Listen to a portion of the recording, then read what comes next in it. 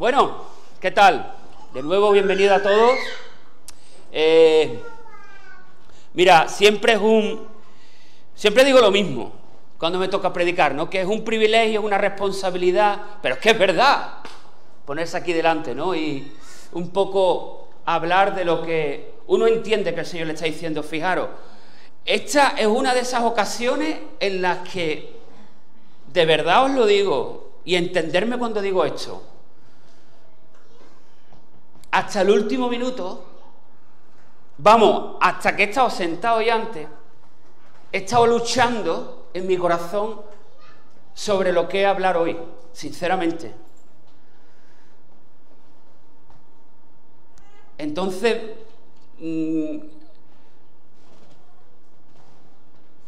te animo a que abra tus oídos espirituales, abre tu corazón, recibe esta palabra con amor, amén, porque quizá no es una palabra fácil, quizá no es fácil, pero recíbela con amor del cielo, con el amor que tiene Jesús por ti, amén. ¿Alguien sabe qué es el síndrome de Estocolmo? ¿Habéis escuchado hablar de ese fenómeno? ¿Alguien sabe qué es? ¿Os suena? ¿Sí?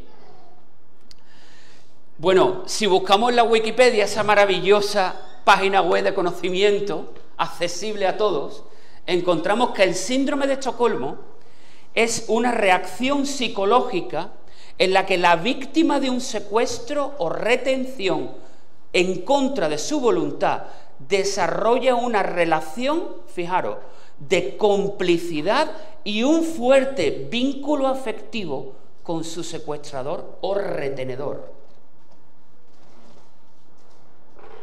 O sea, el síndrome de Estocolmo es ese vínculo que desarrollan los secuestrados con los secuestradores. A mí siempre me ha fascinado este fenómeno psicológico. O sea, cómo alguien puede desarrollar afecto o tener un vínculo con alguien que te está haciendo daño o infringiendo un daño. Es tremendo, ¿eh? Es terrible. Voy a contarte una historia. Es la historia de una chica que se llama Natasha Kampusch. Kampusch, sí, es de Austria, no es de Lebrija. ¿Qué vamos a hacer? Natasha es una chica que en el año 1998, hace ya unos años, ella tenía 10 años en esa época, en el 1998, mientras iba hacia el colegio, desapareció. Ella iba caminando hacia el colegio y nunca llegó al colegio, desapareció. Un testigo vio cómo 2 hombres la introducían en una furgoneta. Se perdió totalmente el rastro de Natasha. ¿Sabes durante cuánto tiempo? 8 años. Natasha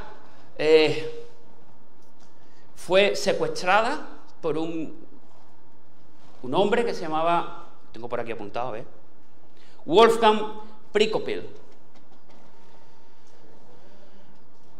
Este hombre secuestró a Natasha, la mantuvo cautiva en su sótano durante 8 años.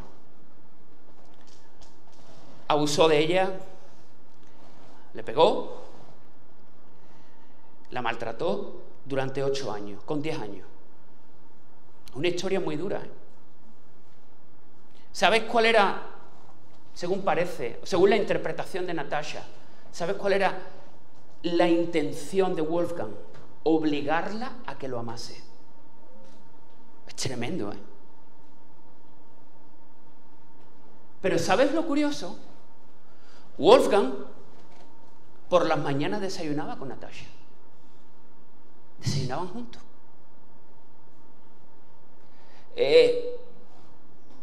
Probablemente nunca sepamos toda la realidad, toda la veracidad de la historia. porque únicamente podemos conocer esos 8 años a través de los recuerdos y a través de la interpretación que hace de ellos Natasha. Probablemente haya partes de la historia que sean confusas, que nunca sepamos acerca de ellos. Probablemente haya detalles que desconozcamos. Natasha escapó en el año 2006, cuando contaba con 18 años. Ella estaba, Wolfgang la obligaba a limpiar la casa, a hacerle de comer, y mientras ella un día estaba aspirando el coche, al parecer sonó el teléfono en la casa. Wolfgang fue a coger el teléfono y Natasha aprovechó y salió corriendo. Se encontró con un vecino y le pidió que llamara a la policía. ¿Sabéis qué pasó justo después? Wolfgang se tiró de un puente a una vía de tren y se suicidó. Una historia muy fuerte, ¿eh? Y aquí no acaba la historia, fijaros. A mí lo que aparte de lo trágico de esta historia, me ha impresionado lo que voy a contar ahora. ¿Sabes qué hizo Natasha cuando se enteró de que Wolfgang había muerto? Se hartó de llorar. Al parecer le pidió a la policía de poder pasar con el ataúd de Wolfgang un rato. ¡Wow! Ella incluso acusó a la policía de haber provocado la muerte de Wolfgang. La historia no queda ahí. ¿Sabes que años después de haber sido liberada y de haber empezado supuestamente una nueva vida, Natasha llevaba una foto de Wolfgang en la cartera? Incluso, quédate con este detalle que a mí me dejó alucinado. Ella escribió un libro, ¿vale?, que se hizo muy famoso, se vendieron millones de ejemplares del libro, ganó mucho dinero, y ella, con ese dinero, ¿sabéis qué hizo? Se compró la casa y el coche de Wolfgang. Es más, Natasha tenía incluso... cuando la raptaron, ella era una niña, pero al parecer era una niña que tenía una relación súper especial con su padre biológico. Después de ser liberada, su relación nunca fue igual. Algo se rompió en el corazón de esa pequeña. Una de las artimañas que utilizaba Wolfgang para manipular a Natasha era decirle: tu padre no te quiere. Tu padre no te quiere. Yo soy el que verdaderamente te ama. Yo soy el que te da de comer. Aquí dentro estás protegida. Fijaros hasta dónde puede llevar la manipulación mental, ¿verdad? Es una historia tremenda, increíble. A mí me dejó súper afectado. Y sabéis que leyendo esta historia recordé algo de la historia del pueblo de Israel. Ahora lo voy a conectar con la historia del pueblo judío. Todos conocemos la historia del pueblo de Israel, ¿verdad? El libro de Éxodo, ¿sí?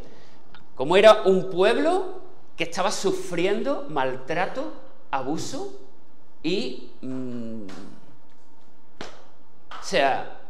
no se me vienen palabras, por parte de los egipcios. Todos conocemos esa historia, ¿verdad? Cuando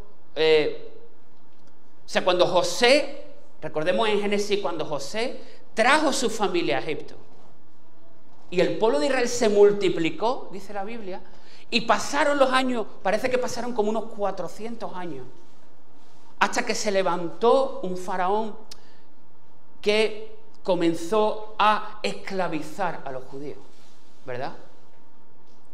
El pueblo de Israel clama a Dios y Dios escoge a Moisés. Todos conocemos la historia. Ahora, yo quiero que tú te vengas conmigo justo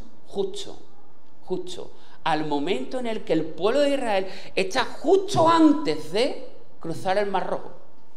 ¿Sí? El pueblo de Israel, todos sabemos la historia de las plagas, cómo dice la Biblia que incluso Dios endurece el corazón de Faraón, ¿verdad? Pero Dios rescata a su pueblo, lo saca, está a punto de sacarlo de Egipto. Y nos encontramos con el pueblo de Israel justo delante del Mar Rojo. Éxodo 14, versículo 10. Dice la Biblia, mientras el faraón se acercaba, los israelitas levantaron la vista y se llenaron de pánico. Quédate con esto, y se llenaron de pánico. Los israelitas, imaginaros, tú te escapas de un sitio donde eres abusado y tú miras para atrás y tú ves al que te tiene preso detrás tuya, ¿no? Que te entra por el cuerpo. Hermano, hermana, pánico. Esto es lo que experimentaron ellos. Al ver que los egipcios lo alcanzaban, entonces clamaron al Señor y le dijeron a Moisés. A mí me llama la atención que por un lado dice que claman al Señor, pero por otro lado, fijaros lo que sale por su boca. ¿Por qué nos trajiste aquí a morir en el desierto? ¿Acaso no había suficientes tumbas para nosotros en Egipto? ¿Qué nos has hecho? ¿Por qué nos obligaste a salir de Egipto? ¿No te dijimos que esto pasaría cuando aún estábamos en Egipto? Te dijimos, déjanos en paz, déjanos seguir siendo esclavos de los egipcios. Es mejor ser un esclavo en Egipto que un cadáver en el desierto. Wow.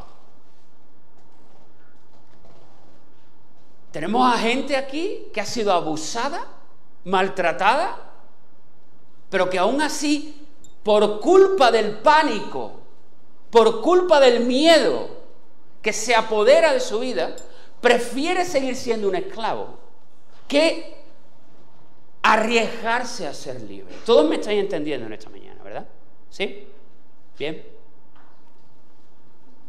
Bueno, a ver, no voy a enumerar todas las quejas, hasta una de ellas. O sea, lo primero que hacen estos señores que, Dios, Moisés, te lo dijimos, que esto no iba a salir bien, te lo dijimos. ¿Por qué no nos has dejado tranquilos? ¿Por qué no nos has dejado tranquilos? Tenías que meternos en este follón. Ahora se va a cabrear Faraón. Las represalias pueden ser peor, como han sido anteriormente. Acordaros de la historia. ¿Qué hizo el Faraón cuando Moisés fue a verlo para pedirle que dejara salir a su pueblo? ¿Qué es lo primero que hizo? Doblarle el trabajo, ¿os acordáis?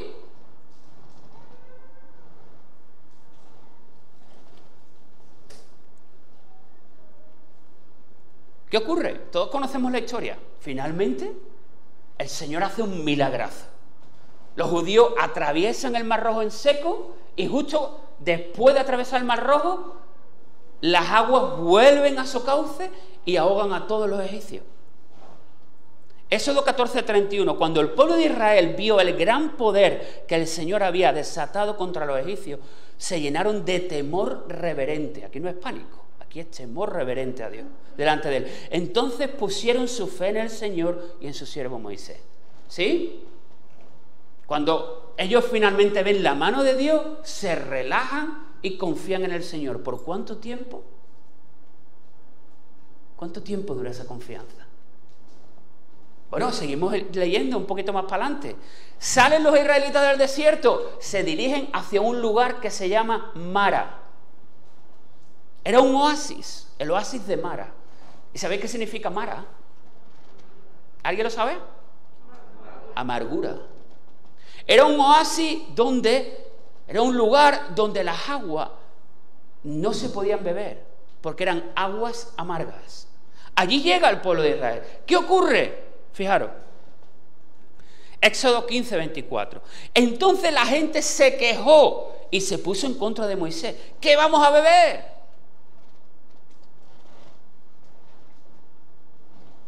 Hace 30 segundos estaban confiando en el Señor. ¿Ahora qué? De nuevo nos quejamos. ¿Qué vamos a beber? La historia no queda ahí. Después de Mara, el Señor lo dirige al desierto de Sin. Éxodo 16, 2 y 3. Fijaros lo que dice la Biblia. Allí también toda la comunidad de Israel se quejó de Moisés y Aarón. Quédate con esto que voy a leer. Si tan solo el Señor nos hubiera matado en Egipto, protestaban. Allá nos sentábamos junto a las ollas llenas de carne y comíamos todo el pan que se nos antojaba. Pero ahora tú nos has traído a este desierto para matarnos de hambre.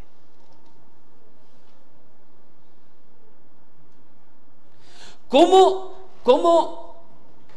es posible que esta gente, después de los milagros que habían visto con sus propios ojos, no fueran capaces de creer que el Señor le iba a proveer de comida? ¿Cómo era posible? ¿Cómo era posible que a pesar de las palizas, del abuso, del maltrato, añoraran las ollas de carne de Egipto? ¿Cómo era posible eso? ¿Cómo era posible que existiese ese vínculo afectivo con Egipto, asociándolo con ollas llenas de carne? Es fuerte, ¿eh? Cuando alguien había dado la cara por ello, alguien se había enfrentado al faraón por ello, y el Señor había hecho cosas tan grandes, ¿verdad? Podemos leer un poco más. Y me voy a ir ahora a Números 11. Acordaros de la historia. El Señor provee de comida, ¿verdad? El maná, ¿os acordáis? ¿Sí? El Señor hace descender maná del cielo. Y era comida para Israel. ¿Qué ocurre? Números 11:4, dice la Biblia. Entonces el populacho que había entre ellos se dejó llevar por la gula. Y también los hijos de Israel volvieron a llorar diciendo: ¿quién nos diera de comer carne? Nos acordamos del pescado que comíamos gratis.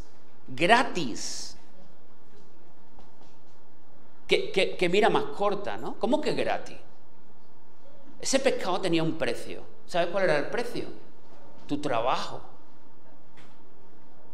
¿Cómo que gratis? ¿Qué mentalidad es esa?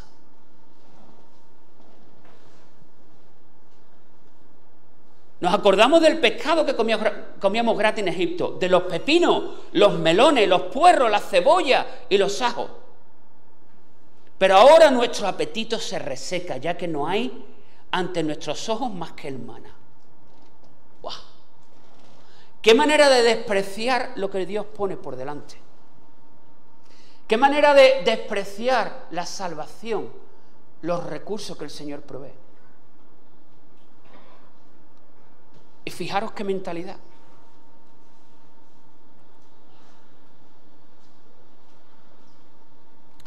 No sé si habéis escuchado alguna vez este dicho, ¿no? Este dicho de que el Señor sacó a Israel de Egipto en nada, pero tardó 40 años en sacar Egipto del corazón de Israel. Yo diría que más de 40 años. ¿De qué estoy hablando hoy? Estoy hablando de mentalidad. Israel dejó de caminar dentro de Egipto, pero seguía llevando a Egipto en su corazón. Israel era libre en práctica, pero tenía mentalidad de esclavo. Porque ansiaba la mano protectora del faraón. Todo el mundo está entendiendo lo que estoy diciendo, ¿no? Entre comillas. Esa mano que te proporciona cierta seguridad, pero que en realidad abusa de ti. Esa mano que te proporciona comida, pero que en realidad se está aprovechando de ti, te está utilizando. A nivel espiritual, ¿no es eso lo que muchos de nosotros experimentamos cuando conocemos al Señor? Yo te invito a mirar a tu vida. Mira tu vida. ¿Qué ha hecho el Señor contigo? ¿Te ha librado el Señor de cosas a ti? ¿Ha restaurado tu familia? ¿Te ha dado un propósito, una visión para la vida? ¿Ha hecho el Señor cosas contigo? ¿Ha hecho el Señor cosas con tu familia? Porque muchos de nosotros parece como que estamos dando vueltas por el desierto, ¿verdad?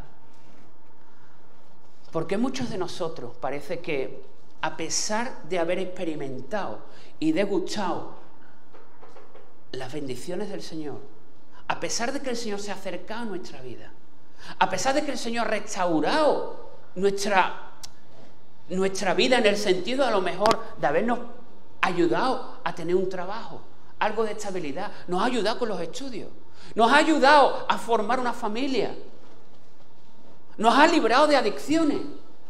Y nuestro entorno, lo que nos rodea a nivel exterior, ha cambiado.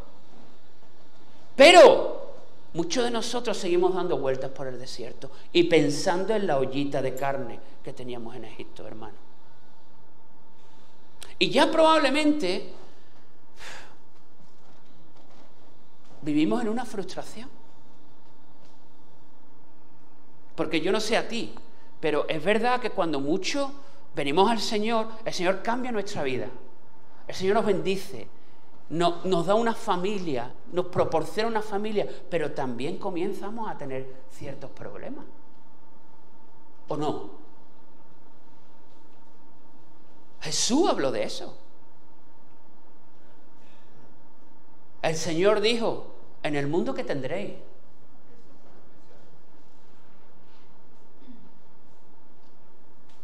¿Creéis que el desierto era un lugar incómodo o cómodo? Ahora, había que pasar por él. Probablemente, si el pueblo se hubiera comportado de otra manera, hubiera sido agradecido con el Señor, esos 40 años hubieran... Digo yo, estoy pensando libremente, permítírmelo. Probablemente esos años se hubieran reducido. Pero el desierto era necesario. Ahora, ¿qué mentalidad tenemos en el desierto? Esa es mi pregunta hoy en día. ¿Tú estás atravesando un desierto en tu vida? ¿Crees que estás dando vuelta por el desierto? ¿Qué mentalidad tienes ahí? ¿Tienes mentalidad? ¿Estás pensando en Egipto? ¿Estás pensando en los pepinos, los melones, los puerros que había en Egipto? La carne, que era gratis. Y recuerda que nunca era gratis.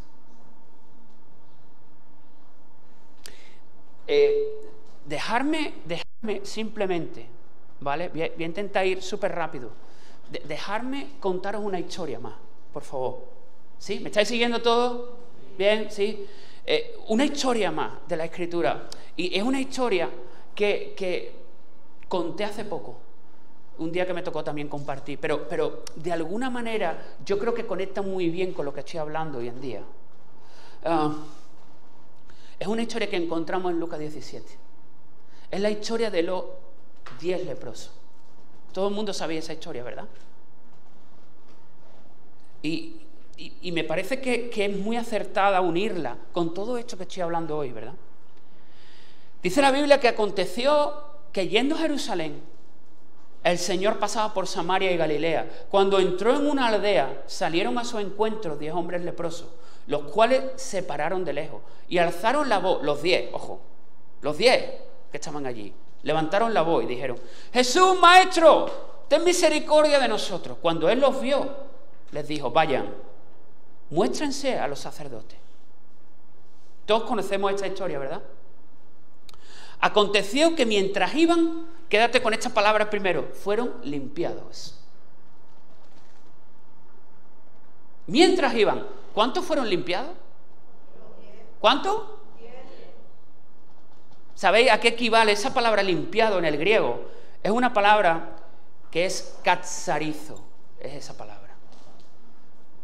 Esa palabra significa, o sea, tiene que ver con lo externo.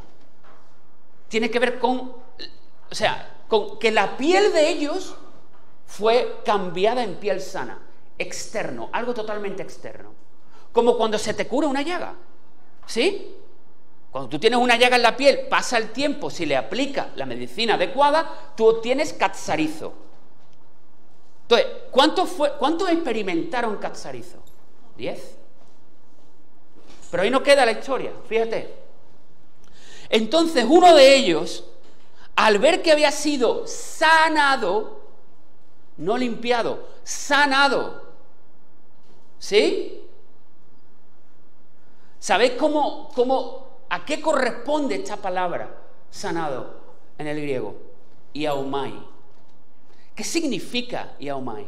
Iaumai significa milagro, intervención divina. O sea, esto no se ha curado porque me he puesto una cremita, ni esto se ha curado porque he dejado pasar el tiempo, no.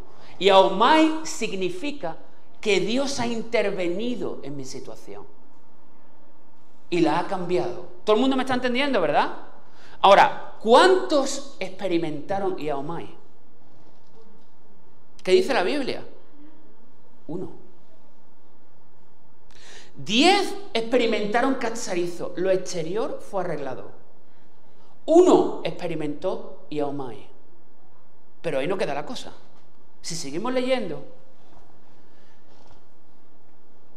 dice, este volvió glorificando a Dios en alta voz y se postró sobre su rostro a los pies de Jesús dándole gracias. ¿Sabéis de qué es un símbolo eso? Adoración. ¿Sabéis que adoración en griego es una palabra, o una de las palabras que corresponde a adoración en griego es proskuneo, que significa postrarse delante de? O sea, lo que este hombre hizo fue un gesto de adoración. Y este era samaritano. Y respondiendo Jesús le dijo, ¿no eran 10 los que fueron limpiados? O sea, ¿no fueron 10 los que experimentaron catsarizo? ¿Y los 9? ¿Dónde están? No hubo quien volviera y diera gloria a Dios, sino este extranjero. Y le dijo a este, levántate, vete, tu fe te ha salvado. ¿Te ha sanado? No, te ha salvado. ¿Te ha limpiado? No, te ha salvado. ¿Sabéis a qué corresponde esa palabra, salvado? En el griego, sozo. Es otro término totalmente diferente. Es un más allá.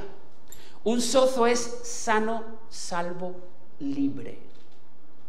O sea, no solo he curado tu cuerpo, no solo te he demostrado de manera patente y personal que lo he hecho yo, iaumai, sino que también he cambiado tu mentalidad de esclavo. Sozo, te he hecho libre. ¿Qué tiene que ver esto con lo que hemos estado hablando esta mañana? Pues que muchos de nosotros, hermanos, hermanas, queridos, creo que muchos de nosotros, o algunos de nosotros, probablemente tenemos esa lucha en nuestro interior. Es decir, muchos de nosotros hemos experimentado el catsarizo de Dios, ¿os acordáis? Es decir, hemos experimentado cómo ciertas situaciones en nuestra vida se arreglan al acercarnos a Jesús. Pero probablemente Jesús está esperando que tú vengas corriendo a sus pies y experimentes iaumai, es decir, le reconozcas a Él como es Él verdaderamente es la causa de tu transformación. Y te rindas a Él y le agradezcas. Una vez que tú agradeces y te postras, proscuneo, viene el sozo a tu vida. ¿Sabéis cuál fue el problema de Israel? El problema de Israel en todo lo que hemos hablado hoy es que en vez de agradecer, ¿qué hacían? Se quejaban, hermano.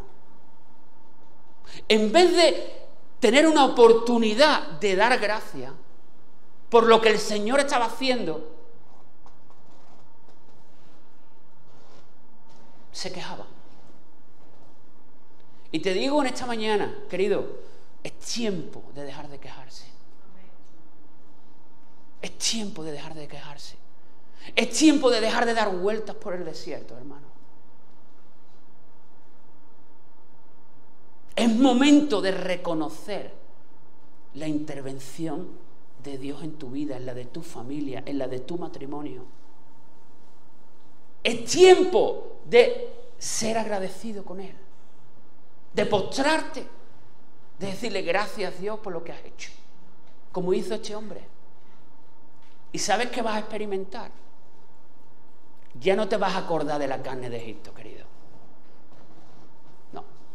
Porque ese sozo que va a venir a tu vida no tiene ni comparación con las carrilladas de Egipto. Las carrilladas de Egipto están...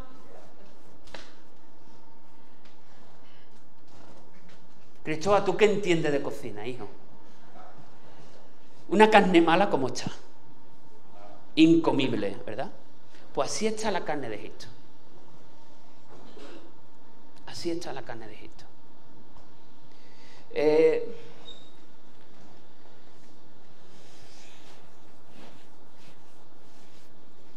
Quizá hay algunos que estamos atrapados por el síndrome de Estocolmo, ¿sí?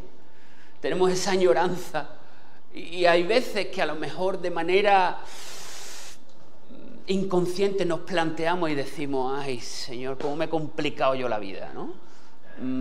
Queriendo seguirte a ti, teniendo que renunciar a cosas. Pues yo estaba más cómodo antes. ¿A nadie se le ha pasado esto nunca por la cabeza? ¿A nadie? A mí se me ha pasado, hermano.